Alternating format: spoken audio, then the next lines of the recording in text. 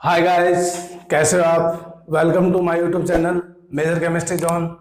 आज की वीडियो में हम types of order of reaction के बारे में डिस्कस करेंगे, जो कि निम्न प्रकार है। जैसे कि zero order reaction, first order reaction, second order reaction, third order reaction, that means n type order of reaction. हाँ जी, तो यहाँ हम ऑर्डर ऑफ रिएक्शन को समझने से पहले कि ऑर्डर ऑफ रिएक्शन में किस प्रकार से रेट ऑफ इक्वेशन काम में ली जाती है, पहले उस पर डिस्कस करेंगे। तो आइए बने रहिए वीडियो के लास्ट तक। Suppose that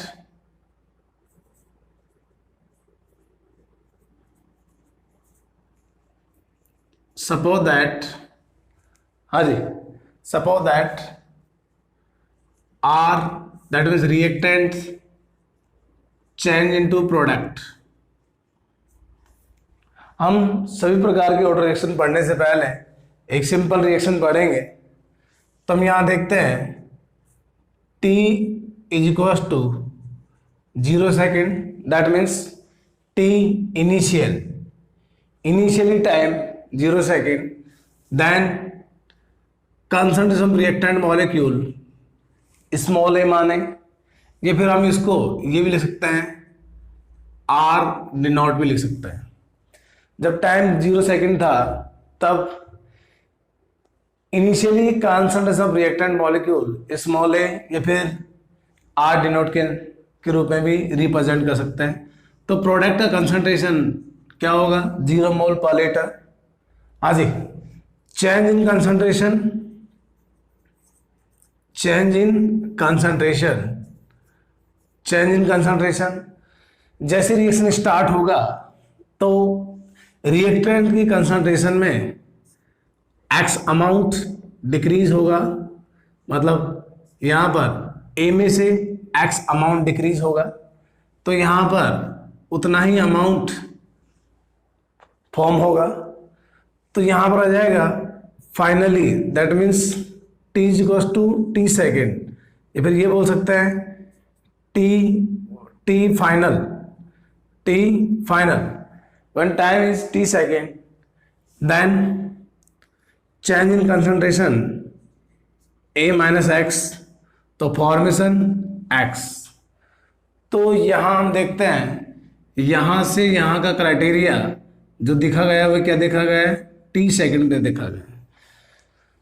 This here when T is equals to 0 second, और this criteria when time is T second. तो हम रेट इक्वेशन में इसको रिप्रेजेंट करते हैं। तो गाइज बने रहिए। हाँ जी, तो यहां पर क्या जाएगा? अकॉर्डिंग टू रेट इक्वेशन हमें पता है reactant change into product, that means rate is equal to minus reactant का concentration divide by dt is equal to plus product का कंसंट्रेशन डिवाइड बाय dt। अभी मैंने बताया ये जो क्राइटेरिया आपको दिख रहा है, finally change in concentration with t times, इसका मतलब t रेस्पेक्ट में है, तो यहां हम लिख सकते हैं minus d a minus x divide by d t. हाँ जी, इसी तरह with respect to product d x divide by d t. तो ये इसका रेट एक्सप्रेशन है। तो हम रेट को इस प्रकार से लिख सकते हैं। तो हमने पढ़ा है जो रेट लॉ है, अकॉर्डिंग टू रेट लॉ, हाँ जी, क्या हो जाएगा? Rate directly proportional to reactant की कंसंट्रेशन की पावर n। ये हमने पहले वाले वीडियो लेक्चर में स्टडी की थी। तो यहां पर हो जाएगा rate is equal to k reactant की पावर, रिएक्टेंट की कंसंट्रेशन की पावर एन, यहां जो आपको के दिख रहा है ये के क्या है, रेट कांस्टेंट, रेट कांस्टेंट, या फिर इसको ये बोल सकते हैं स्पेसिफिक रेट ऑफ रिएक्शन।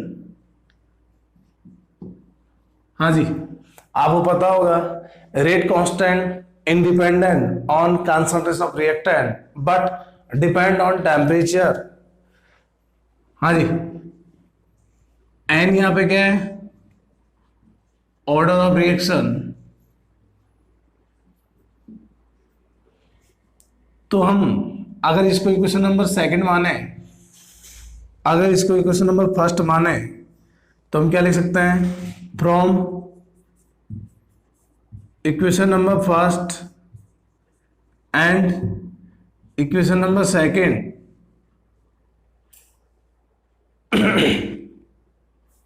हाँ जी, तो क्या हो जाएगा, रेट मतलब ये लिख सकता हूं मैं minus d r divide by d t is equals to के आर की पावर एन। अगर आर के टर्म में लेंगे तो ये लिखा जाएगा, यदि इसी को एक्स के टर्म में लेंगे तो लिखेंगे minus D A minus x divide by d T, sorry यहां लिखेंगे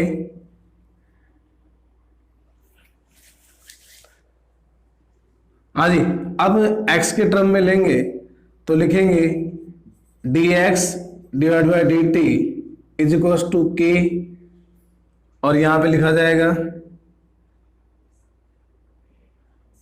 a माइनस एक्स की पावर n, ये x के टर्म में लिख सकते हैं। तो यहां पर n की वैल्यू आपको पता है, order of reaction zero order भी हो सकता है, फर्स्ट ऑर्डर भी, सेकंड ऑर्डर भी, या फिर एन टाइप भी ऑर्डर ऑफ रिएक्शन हो सकता है। तो यहां ऑर्डर ऑफ रिएक्शन का स्टडी करने से पहले हमें इसके बारे में नॉलेज होना जरूरी था, इसलिए हमने इसको पहले समझाया। अब हम step by step order of reaction के बारे में स्टडी करेंगे। तो सबसे पहले हम जीरो रिएक्शन की तरफ गमन करते हैं। तो सभी गाइस बने रहिए मेजर केमिस्ट्री जोन पे।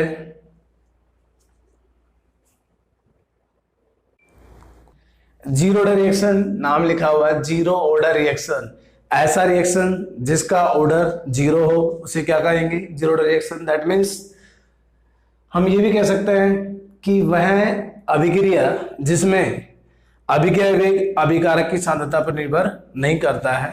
That means the rate of reaction independent on concentration of reactant molecule is known as zero order reaction।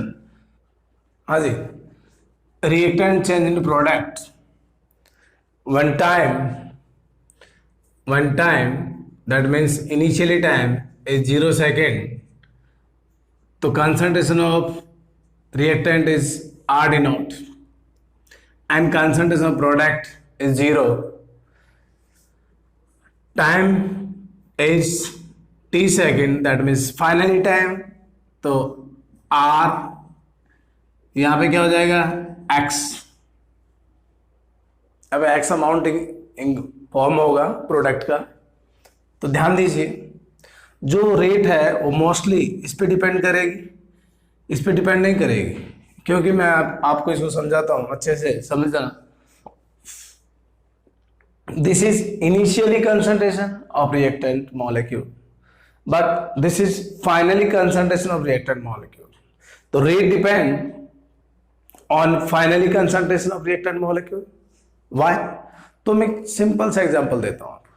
Suppose that आपके पास एक फोर व्हीलर है जिसमें आपने 20 लीटर पेट्रोल ऑक्यूपाई करवाया, हाँ जी, और आपने 5 दिन तक उसको ट्रेवल किया। ट्रेवल करने के बाद में 20 लीटर में से कुछ लीटर अमाउंट कंज्यूम हो गया, तो जो बचा हुआ है वो ही लीटर अमाउंट हमारे नेक्स्ट ट्रेवल के लिए काम में आएगा, ऐसा कुछ कहते हैं। हाँ जी, फिर वो जो आपकी जो स्पीड है, रेट है, वो किस पे डिपेंड करेगी? उस 20 लीटर पे या फिर बचे हुए अमाउंट पे? तो आप सिंपली वे में कह सकते हैं कि बचे हुए अमाउंट पे ही डिपेंड करेगी। तो यहां भी ये बताया जा रहा है कि जो रेट है वो किस पे डिपेंड करेगी? जो फाइनली कंसंट्रेशन ऑफ रिएक्टेंट है। तो ध्यान देना। तो हम यहां क्या करेंगे? हाँ जी, अब हम, आपको पता है, इसको हम ये लिख सकते हैं, जैसे मान लीजिए आर डिनोट को हम ए लिख सकते हैं और आर को हम क्या लिख सकते हैं? ए माइनस एक्स लिख सकते हैं, या फिर इसको हम ये लिख सकते हैं, सी डिनोट लिख सकते हैं, या फिर इसको हम क्या लिख सकते हैं? सी टी लिख सकते हैं, या फिर इसको हम क्या लिख सकते हैं? ए डिनोट लिख सकते हैं, या फिर इसको हम क्या लिख सकते हैं? ए लिख सकते हैं। ये क्या है कि अलग अलग बुकों में अलग अलग तरह से समझा रखा है, अलग अलग लेक्चर होते हैं, किसी को जो अच्छा लगता है वो उसके अकॉर्डिंग समझा देता है। बाकी मैंने आपको सब बता दिया है, इसको ऐसे भी रिप्रेजेंट कर सकते हैं, नो टेंशन, इसमें कोई प्रॉब्लम नहीं है, सभी एक ही रास्ते में आएंगे।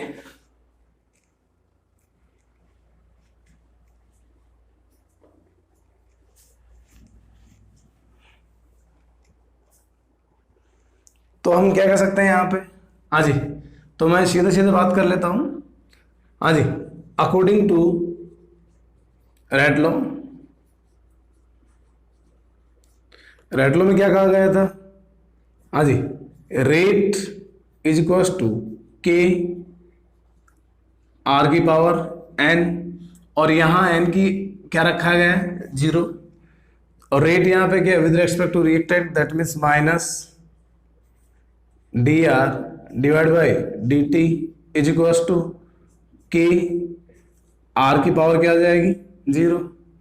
तो हम ये लिख सकते हैं minus d r divide by d t is equals to के।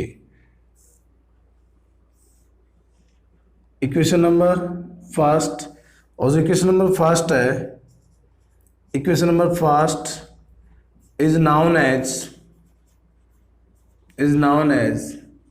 Rate differential equation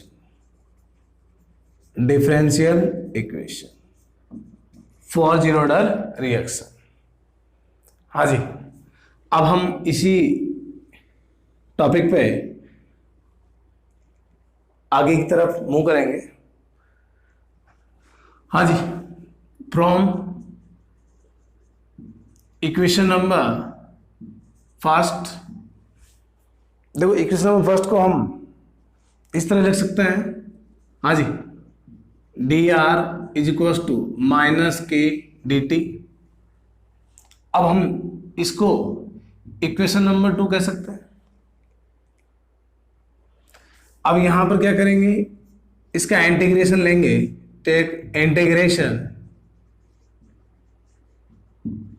integration of equation number 2 without limit, limit से भी ले सकते हैं आप, लेकिन यहां पर आपके लिए बेहतर विदाउट लिमिट रहेगा। तो यहां पर d are is equals to minus k is constant और दिस इज डी टी। आपको पता है, मैंने बता रखा है कि डी एक्स का इंटीग्रेशन क्या होता है? एक्स, और जब किसी का इंटीग्रेशन लेते हैं तो साथ में क्या होता है? Integration constant, no doubt. तो here R is equals to K, हाँ जी, डी टी का क्या हो जाएगा? टी प्लस में इंटीग्रेशन कांस्टेंट, इक्वेशन नंबर 3। हाँ जी, अब हम यहाँ कंडीशंस फॉलो करते हैं। देखिए, when time is 0 second, time क्या हो? 0 सेकेंड हो, तो देन आर में क्या हो जाएगा? Initially concentration of R. Time is 0 second, तो रिएक्टेंट का कंसंट्रेशन आर डिनोट्स, तो हम यह लिख सकते हैं R denote is equals to minus K into 0 plus C. तो कुल मिला के कह सकते हैं R D naught is equal to C. यहाँ पर इंटीग्रेशन कांस्टेंट का वैल्यू क्या है, आर डी नॉट। तो आगे की तरफ मूव करेंगे। हाँ जी, अब इंटीग्रेशन कांस्टेंट का वैल्यू हम इक्वेशन नंबर 3 में पुट करेंगे। तो क्या करेंगे, हाँ जी, put the value of C in equation number 3। यहां तक सभी का क्लियर, किसी को डाउट नहीं है? हाँ जी, तो यहां क्या हो जाएगा, R is equal to minus K T plus R D naught. हाँ जी, तो यहां लिख सकते हैं हम K T is equal to R D not minus में आर। तो यहां पर के क्या है, रेट कांस्टेंट, टी क्या है, टाइम, आर डी नॉट क्या है, इनिशियली कंसंट्रेशन ऑफ रिएक्टेंट, और आर क्या है, concentration of reactant at T time, that means finally concentration. तो हम इसे बोलेंगे इक्वेशन नंबर 4। हाँ जी, equation number 4 is known as rate integration equation।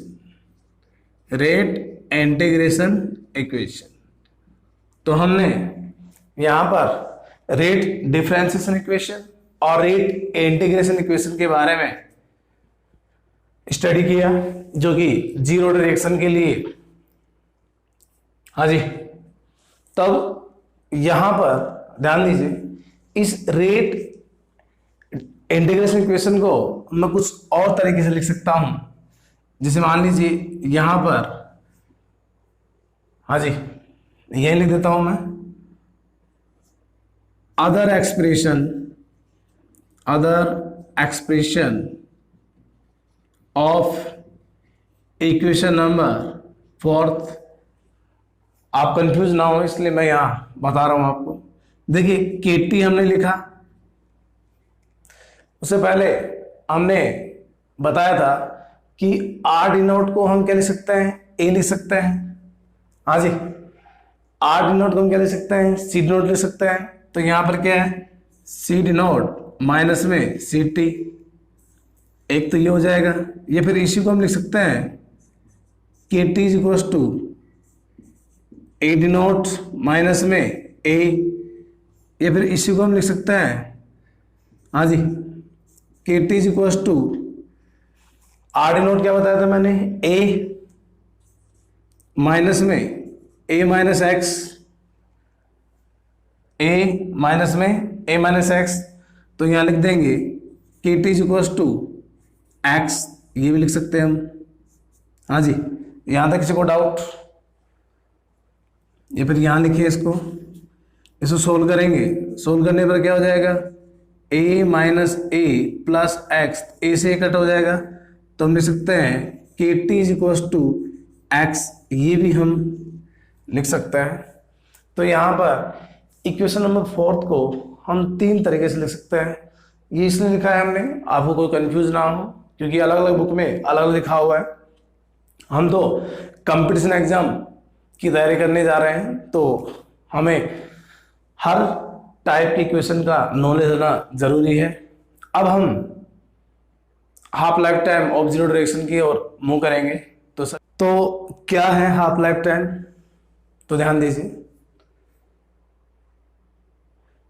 वह समय जिसके दौरान अभिकारक की सांद्रता आधी हो जाती है। That means the amount of reactant is half during taken time is known as half life time. मैं ये कह सकता हूं व्हेन टाइम इज,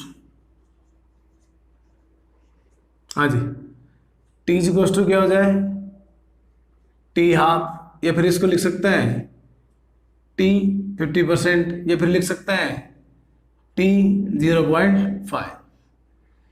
इस तरह से रिप्रेजेंट कर सकते हैं इसको। तो देन कंसंट्रेशन क्या होगा, तो ध्यान दीजिए, अगर आर के टर्म में लेंगे तो हो जाएगा r D not divide by 2, या फिर यदि सी टी के टर्म में लेंगे तो हो जाएगा c t naught divide by 2। यदि हम एक्स के टर्म में लेंगे तो ये हो जाएगा ए डिवाइड बाई 2। तो यहां मैंने तीनों के बारे में बता दिया है, आप किसी एक का यूज कर सकते हैं। तो अब यहां लिखेंगे फ्रॉम, हाँ जी, rate integration equation of zero order reaction. तो यहां क्या हो जाएगा, हाँ जी, वी नो दैट, क्या लिख सकता हूं, k T is equals to R D not minus में आर। तो टी का वैल्यू क्या हो जाएगा, टी हाफ, तो आर का वैल्यू क्या हो जाएगा, r D not divide by 2। इसको और सोल्व करें तो क्या कर सकते हैं, हाँ जी, तो क्या हो जाएगा, t half is equals to, LCM लेंगे तो 2 आर डी नॉट माइनस में आर डी नॉट, 2, हाँ जी, माइनस में, तो यहां पर हो जाएगा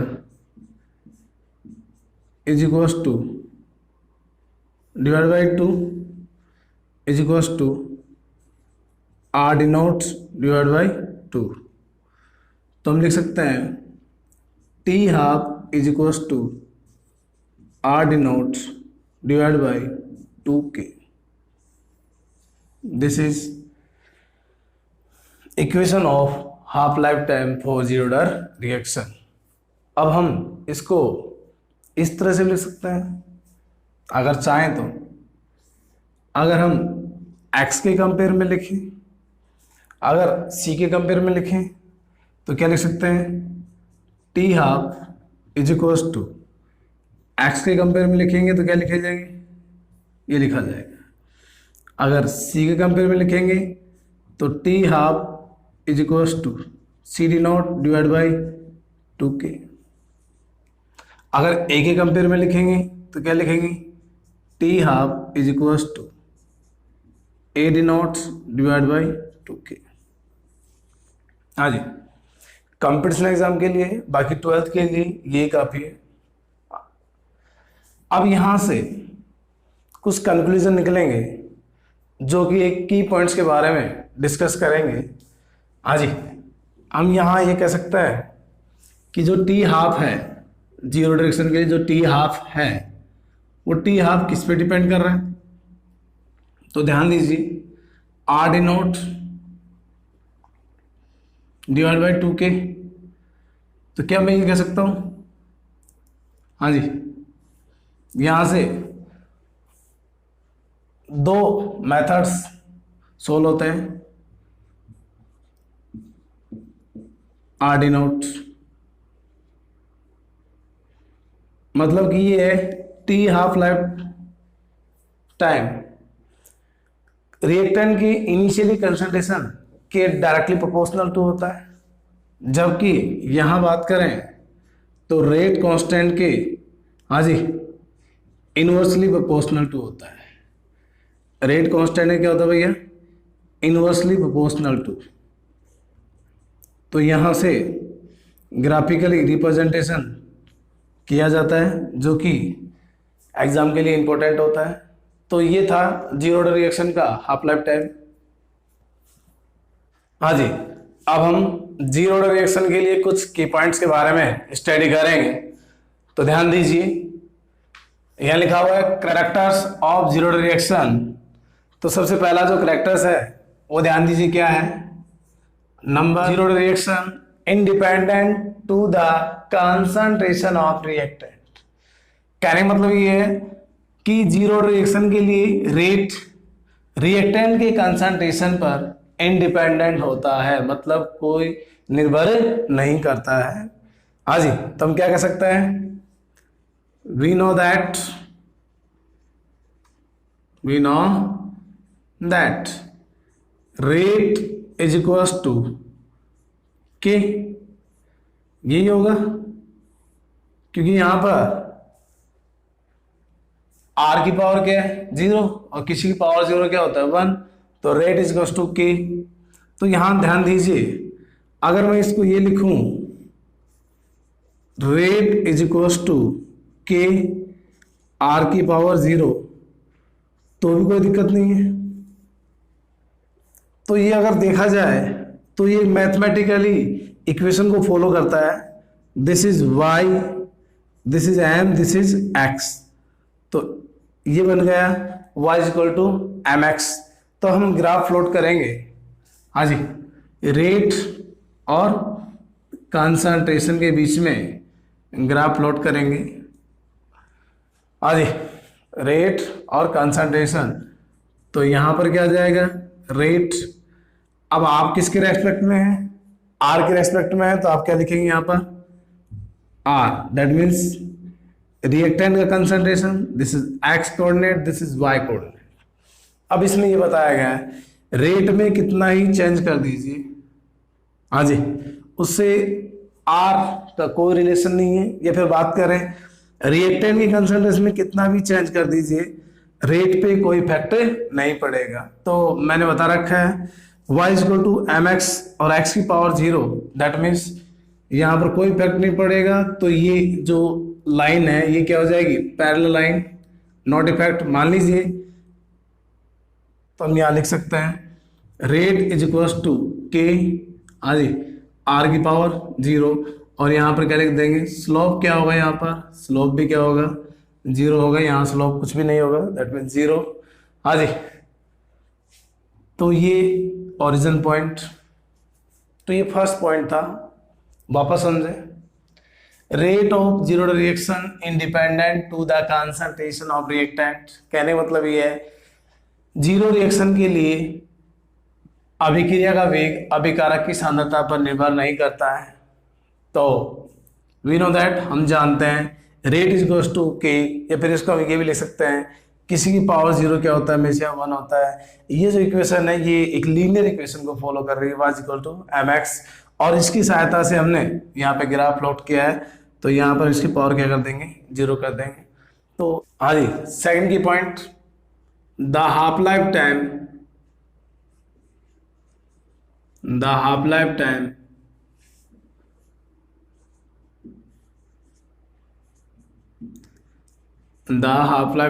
of zero order reaction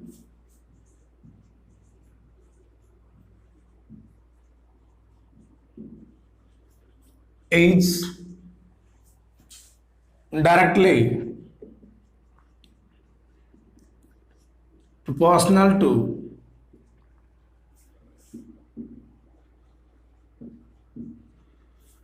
आज concentration of reactant, concentration of reactant, हाँ जी। और यहां पर आर डिनोट की बात करें, इस पे ही डिपेंड करता है। तो हम क्या लिख सकते हैं, वी नो दैट, हाँ जी, T half is equals to A D notes divide by 2k,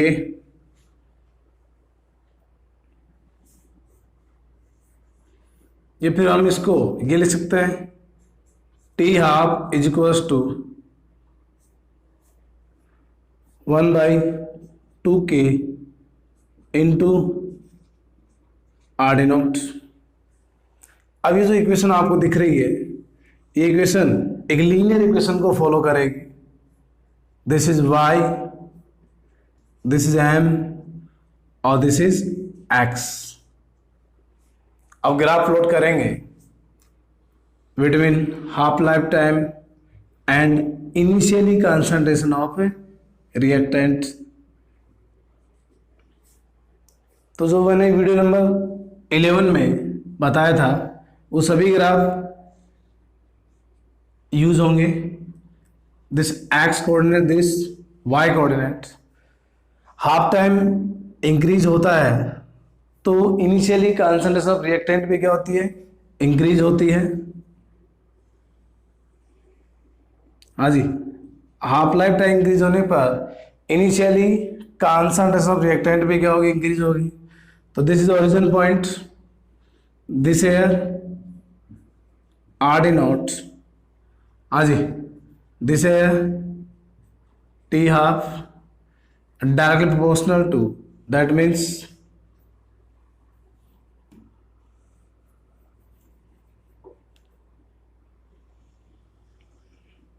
हाँ जी, और यहां पर ये इसका क्या होगा, slope, slope is equals to tangent theta is equals to क्या लिख सकते हैं, 1/2 के।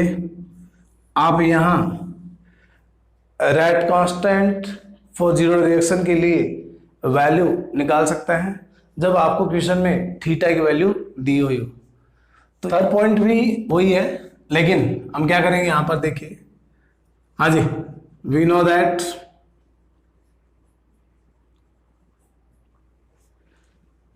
T half is equals to R D naught divide by 2 K. आप आर डी नोट की जगह ए भी ले सकते हैं या सी डी नोट ले सकते हैं या फिर ए डी नोट ले सकते हैं, वो क्वेश्चन पे डिपेंड करता है। अब ये जो यहां पर दे रखा है, हाँ जी, इसे क्या बोले क्वेश्चन नंबर फर्स्ट। तो हम क्या करें, take logarithm of equation number first from both side. तो क्या हो जाएगा, log t half is equals to, इसको सोल्व करेंगे तो क्या आएगा, हाँ जी, log r D notes divide by 2 k. अब हम इसको क्या लिख सकते हैं, log t half is equals to log, हाँ जी, मल्टीपल में है, ओपन करके बताता हूं मैं, आर डी नोट इंटू 1/2 के। जब मल्टीपल में होता है तो log में ये क्या हो जाता है, ऐड होते हैं। तो यहां पर क्या आ जाएगा, हाँ जी, R D naught plus log 1/2 के। वापस समझे, दिस है, जब log लेंगे तो r इंटू 1/2 के, तो log में क्या हो जाएगा, log r D naught plus log 1/2 के। हाँ जी, ये जो इक्वेशन दिख रही है आपको, ये एक लीनियर इक्वेशन को फॉलो करती है, और ये हो जाएगा y, ये हो जाएगा, हाँ जी, m x, और ये हो जाएगा c। तो यहाँ पे इंटरसेप्ट भी पॉजिटिव है और स्लोप भी क्या है, पॉजिटिव। तो हम ये इक्वेशन के लिए ग्राफ प्लॉट करेंगे। तो ध्यान दीजिए, आपको ये डाउट रहता है कि जीरो रिएक्शन में कोई log नहीं होता, लेकिन यहां देखिए मैं log का ही ग्राफ प्लॉट कर रहा हूं।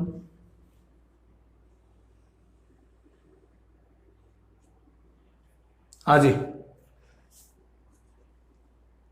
x और ये क्या है, y, log हाफ लाइफ, और इधर क्या है, हाँ जी, इधर x, x यहां पे क्या है, log आर डी नोट। दोनों क्या है, प्रोपोर्शनल टू है, बट यहाँ इंटरसेप्ट, मान लीजिए ये इंटरसेप्ट, यहाँ पर इंटरसेप्ट है,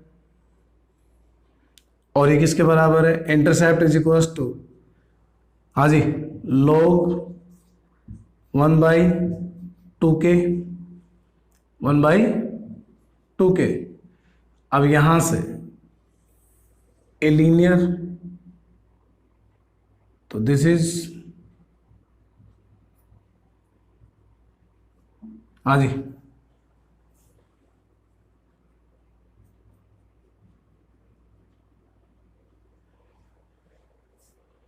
तो यहां पे क्या हो जाएगा इसका theta, that mean slope is equal to 1,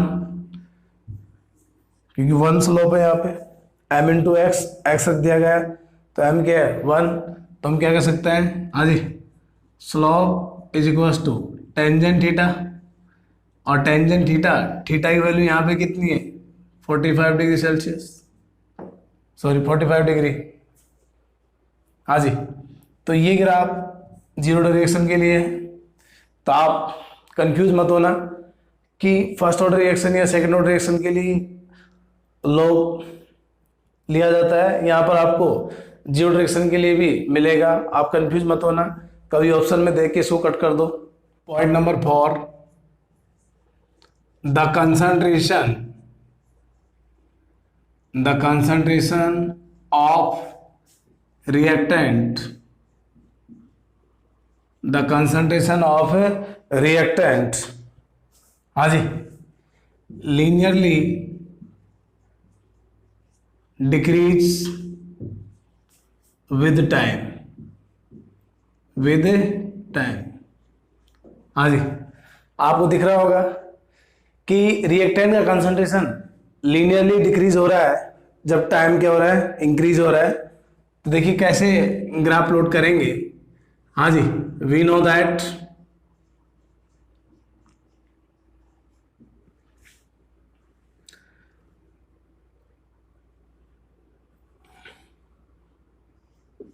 KT is equals to R denote minus में R, हाँ जी, क्या हम इसको ये लिख सकते हैं, R is equals to minus KT plus R denote. तो ध्यान दीजिए, ये जो चेंजेस आ गए वो क्या आ गया है, नेगेटिव। अगर टाइम इंक्रीज होगा तो ये क्या होगा, डिक्रीज, और ये इंक्रीज तो ये क्या हो जाएगा, डिक्रीज। इसका मतलब क्या होगा, रिएक्टेंट का कंसंट्रेशन क्या हो रहा है, डिक्रीज हो रहा है, जब टाइम क्या हो रहा है, इंक्रीज हो रहा है। इसका मतलब ये लीनियर इक्वेशन को फॉलो करेगा, हाँ जी। इसको क्या बोलेंगे, y, इसको क्या बोलेंगे m, और ये क्या हो जाएगा x, और ये क्या हो जाएगा c। यहाँ जो स्लोप है वो क्या है, नेगेटिव है। तो ध्यान दीजिए कैसे बनेगा ग्राफ, हाँ जी, ये x कोऑर्डिनेट और this is y coordinate, x coordinate. Intercept क्या है इसका, r डिनोट, हाँ जी, this is intercept, I is equals to R denote, I यहाँ पे मैं इंटरसेप्ट लिख रहा हूँ। Slope decrease, that means negative slope, तो this is theta, slope is equals to tangent theta. अब टेंजेंट थीटा, तो यहाँ स्लोप क्या है, बराबर में माइनस के, हाँ जी। और किसके बीच में प्लॉट किया गया है, this is R origin point, और दिस इज, यहाँ लिख देते हैं, दिस इज R है, और दिस इज टाइम, हाँ जी।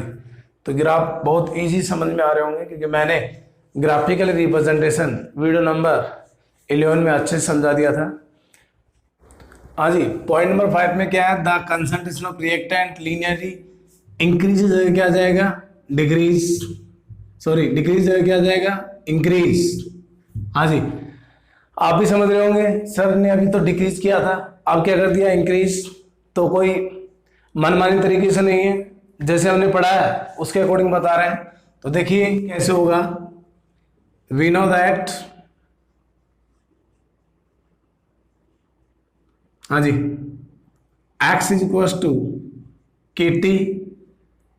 हाँ जी, मैंने पहले बताया था ये क्या है, जीरो डायरेक्शन के लिए रेट इंटीग्रेशन इक्वेशन है, तो ये इक्वेशन लीनियर को फॉलो करेगी। This is y, this is n, this is x, तो ये क्या हो जाएगा, y is equal to mx, तो प्रोपोर्शनल टू है तो आराम से ग्राफ बनेगा।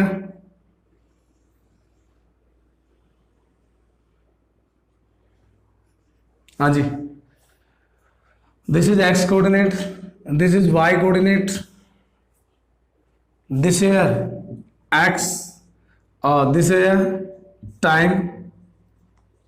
अब रिएक्टेंट का जो कंसंट्रेशन, प्रोडक्ट का जो कंसंट्रेशन है वो टाइम के साथ क्या होता है, इंक्रीज होता है, आपको पता है। तो ये क्या हो जाएगा, इंक्रीज, दिस इज स्लॉप। हाँ जी, स्लॉप इज इक्वल टू के, ये ओरिजिन पॉइंट। तो हमने 5 पॉइंट देख लिए। अब हम नेक्स्ट पॉइंट की तरफ मूव करेंगे जो कि न्यूमेरिकल्स के लिए बहुत कारगर साबित होगा, तो आप बने रहिए वीडियो पे। हाँ जी, point number 6, there are 2 half life time required for 100% completion of zero direction. यहाँ कहने का मतलब ये है कि जीरो डायरेक्शन को 100% कंप्लीट होने में 2 हाफ लाइफ टाइम का रिक्वायरमेंट होता है। तो देखिए कैसे होगा, पहले हम लैंग्वेज को मैथमेटिकली ड्राई करते हैं। हाँ जी, t 100% मतलब 100% कंप्लीट होने में 2 half life time are required, और जीरो रिएक्शन ही एकमात्र रिएक्शन है जो कि 100% कंप्लीट होती है। अब हम इसको ड्राई करते हैं, देखिए कैसे करेंगे। हाँ जी, वी नो दैट हमने पढ़ा था जीरो डायरेक्शन के लिए रेट इंटीग्रेशन इक्वेशन, तो हम क्या लिख सकते हैं, x is equal to k t, x is equal to k t लिख सकते हैं। तो फिर यहाँ t क्या हो जाएगा, हाँ जी, तो यहाँ पर ये फिर सीधा लिख देते हैं। हाँ जी, t इज इक्वल टू हाँ जी x बाई के, आपको पता है ये कहाँ से आया है, ये x बराबर के टी से आया है, इक्वेशन नंबर फर्स्ट। और इसी तरह हम क्या लिखते हैं, फ्रॉम हाफ लाइफ टाइम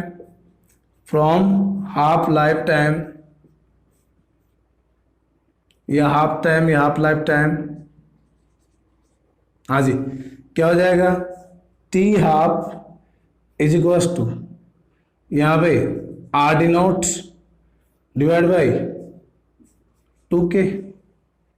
अब आपने यहाँ पर x टर्म यूज किया है, तो आप यहाँ पे क्या यूज कर सकते हैं, a डिवाइड बाई 2k लिख सकते हैं। हाँ जी, ये हो जाएगा इक्वेशन नंबर सेकंड। अब क्या करेंगे, यहां से जो k की वैल्यू है, यहां से k वैल्यू निकालेंगे, तो हम यह क्या लिख सकते हैं, हाँ जी, k इज इक्वल टू, मैं इसका यूज कर रहा हूं, k is equal to a divide by 2 half life time,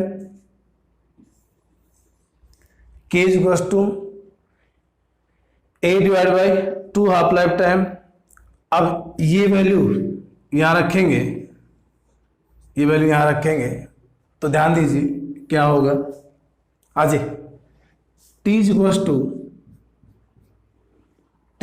to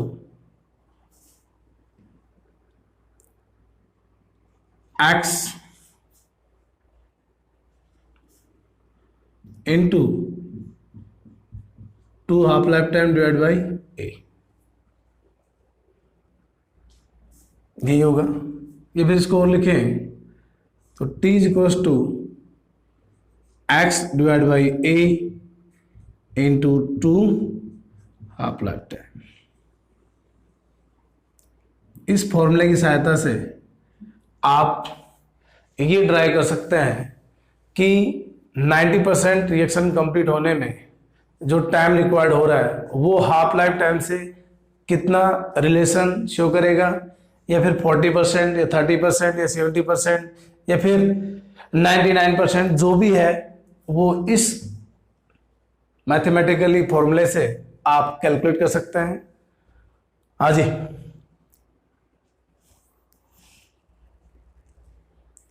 example देखिए, मैं एग्जाम्पल समझा। हम क्या लिख सकते हैं यहाँ पे? हाँ जी, T is equals to x divide by a into 2 half life time, ये फॉर्मूला है, ये आपका फॉर्मूला है। अब आप न्यूमेरिकल्स की ओर गमन करें या मूव करें। हाँ जी, अब हम इस फॉर्मूले की सहायता से कुछ रिलेशनशिप डिटरमाइन करेंगे। नंबर फर्स्ट, हाँ जी, 400% कंप्लीशन, मतलब 100% कंप्लीशन में जो समय लग रहा है उसके बारे में डिस्कस करेंगे। तो यहाँ देखिए, suppose that A is equals to 100 mole पर लीटर, रिएक्टेंट का इनिशियली कंसंट्रेशन 100 है, तो A माइनस एक्स कितना होगा? 0 होगा, क्योंकि x कितना है? 100। यहाँ पे क्या बताया गया है? 100% कंज्यूम हो चुका है। तो इसका मतलब क्या है? रिएक्टेंट के जो मॉलिक्यूल्स थे या रिएक्टेंट की जो कंसंट्रेशन है 100% क्या हो चुकी है? कंज्यूम हो चुकी है। तो A माइनस एक्स क्या था? Decreasing amount. तो अगर 100 यहाँ रखेंगे तो A minus x, 100 minus x तो क्या हो जाएगा? 0। तो इस इक्वेशन से क्या हो जाएगा? हाँ जी, A इज इक्वल्स टू क्या हो जाएगा? x लिख सकता है। तो यहाँ पर देखिए फॉर्मूले में यूज करेंगे, T 100% is equals to x का वैल्यू क्या है? A डिवाइड बाई नीचे क्या है? A into 2 half life time. A से क्या है? A कट, तो क्या लिख सकते हैं? T 100% is equals to 2 half life time. हाँ जी, फर्स्ट सेकेंड एग्जांपल देखिए जरा। 4, हाँ जी, 90% फॉर 90% कंप्लीशन। तो वही, suppose that initially concentration A is equals to 100, तो A माइनस एक्स क्या हो जाएगा? 10, क्योंकि कितना कंप्लीशन हो चुका है? 90। तो x इज इक्वल्स टू कितना हो जाएगा? 90। तो हम यहां देखेंगे x 90 है और A क्या है? 100। तो फॉर्मूले में पुट करेंगे। हाँ जी, T 90% is equals to x divide by A into 2 half. तो यहाँ पे क्या हो जाएगा? T 90% is equals to x का वैल्यू क्या है? 90 डिवाइड बाई A का वैल्यू 100 इंटू 2 हाफ, 0 से 0 कट। हाँ जी, यहाँ पे क्या आ जाएगा? T 90% इज इक्वल्स टू 9 दूनी 18, 10 का भाग देंगे तो 1.8।